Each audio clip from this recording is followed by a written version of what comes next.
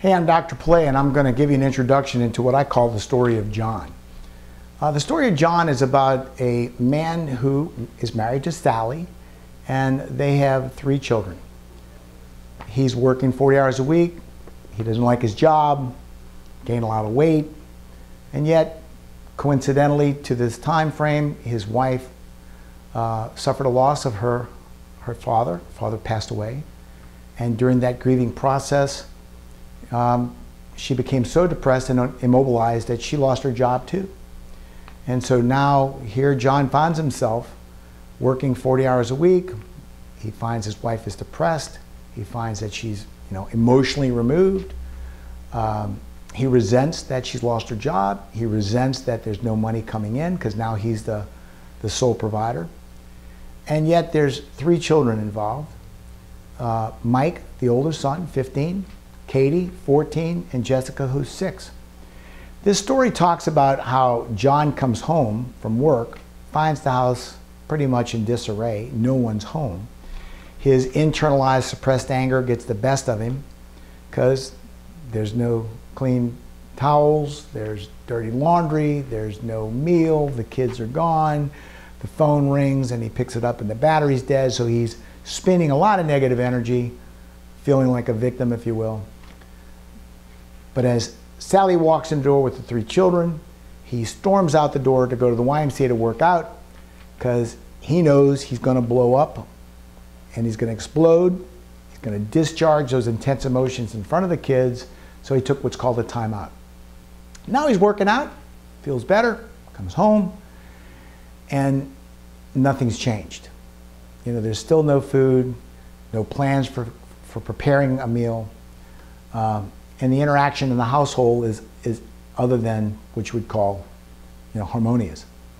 But the backdrop to this is a real family, a family that we saw years and years ago.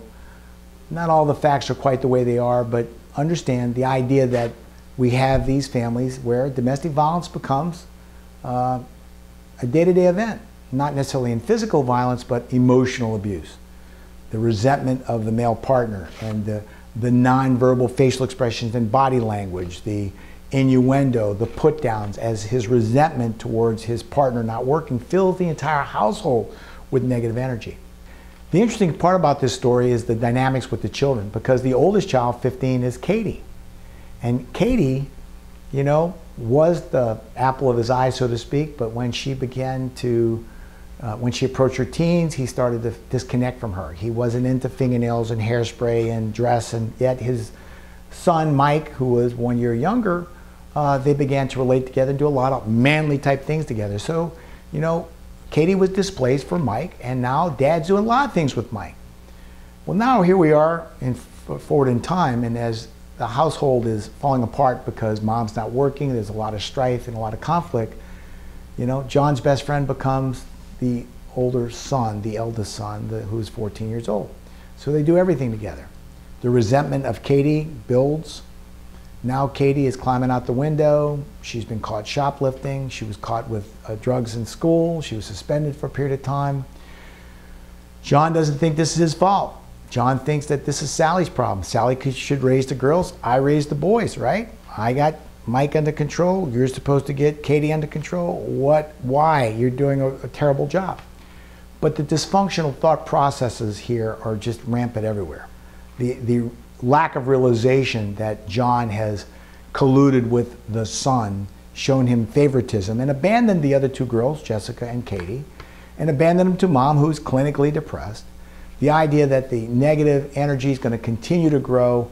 Now they come into my program, at least he does, and I've got this job of teaching him information that will be helpful in him fixing his life. So some of the things you're going to look at as you start making some decisions about this family: is this an emotionally healthy family? Remember, emotionally healthy family, any family that problem solves well enough that allows each member of the family to meet their goals and potential. So think about Katie and Mike. Think about how they're doing. Okay.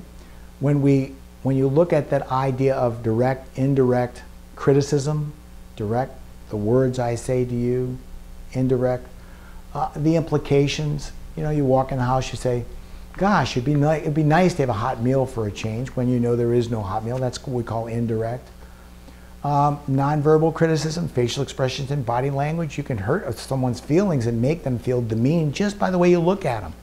And then think about self-criticism. What is John's self-talk? How does he talk to himself? Okay. As I ask you to look at that idea of emotionally healthy family, I want you to also think about some of these things we teach you in emotionally healthy family. Roles, rules, rituals, routines. My role as a father is not the same as my role as a husband. Rules, how we set up structure in the family to organize the family. Rituals, the things we do to celebrate who we are. Christmas, vacations, birthdays, holidays, anniversaries, rituals, and routines. The things we do to manage the household. Buying groceries, paying bills, doing laundry. Those are the routines. Think about how the 4 R's are not functioning in this family, and who could take initiative to get these in place. Because remember, this brings organization. When we start getting organized, things start to improve. I'd like you also to think about stress. What are the stressors that are affecting this family? On John, on Katie, on Mike, on Sally. What are the negative stressors? What are the positive stressors? Is there anything that they're doing that helps them alleviate this negative energy? And then I want you to think about anger. Remember, intense emotions, suppress it, express it, or control it. So what would you bet, if you would, on how intense emotions would be displayed in this family? Where would that energy look like? Who's more likely to be expressing anger? Who's more likely to be suppressing anger? Who's more likely to, remember, control is problem solving, so just because a person takes a time out, that doesn't mean you're doing anger control. A timeout is the control from the expression of anger, but a timeout is an anger control. Timeout prevents you from being triggered into doing something that you'll be regretful for later. But a timeout doesn't problem solve. So one last thing, if you will, there's 2 parts of a timeout. Number 1, remove yourself from this situation. Number 2, quit thinking about it. Going for a walk around the block and then coming back after you've been spinning about what happened. Well, that's not a timeout. Why? Because you may come back angrier than before you left. So I want you to think about those ideas of a timeout and go through these notions that I've given you as you examine this family. And then I'd like you to come up with some recommendation on where they may start in returning this family to what we call an emotionally healthy family. It's a great exercise, Story of John. I'll be giving you a handout, something you can read, and I'll be giving you a list of questions to answer. I'm going to ask you to work on this as groups, and then show me what you've learned as you've come up with some information on how to help this family through this crisis. Okay? Again, I'm Dr. Pilet. Thank you very much.